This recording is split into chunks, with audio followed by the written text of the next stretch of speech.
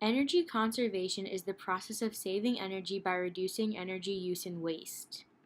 One way to conserve energy around the house is turning off lights when you exit a room.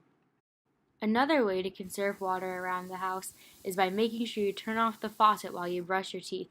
This saves water that could be used for other things. When washing clothes, don't just throw one item in the washer. That's a waste. Make sure you put in lots of items for a full load. During the winter season, turn down your thermostat instead of turning up the heat. During the summer season, turn up the thermostat instead of turning it down. If you only have one dish to wash, don't put it in the dishwasher and run it. Wash it by hand instead.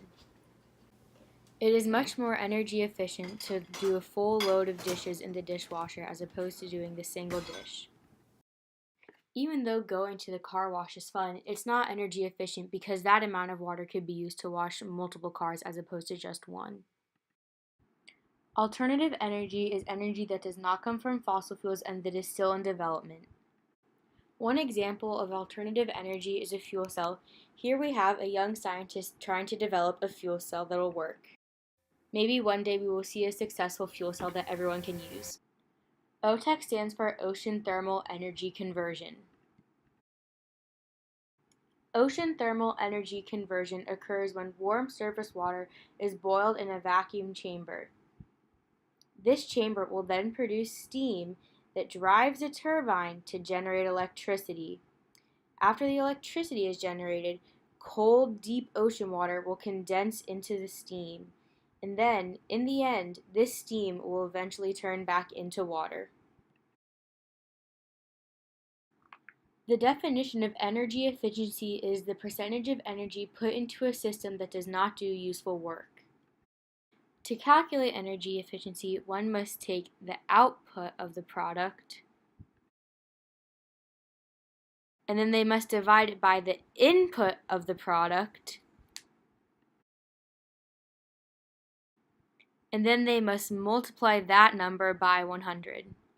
Hydrogen energy is energy that is created through a series of chemical reactions involving the breaking down of hydrogen atoms. Hydrogen energy is made when a fuel cell combines hydrogen and oxygen to produce electricity, heat, and water. However, the fuel cell will produce electricity as long as the fuel, which is hydrogen, is supplied, and as long as it never loses its charge.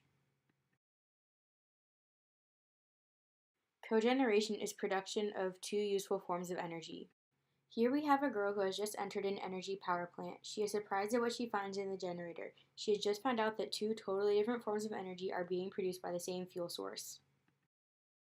Tidal power is energy generated by the movement of the tides. As the tide rises, water becomes trapped behind a dam.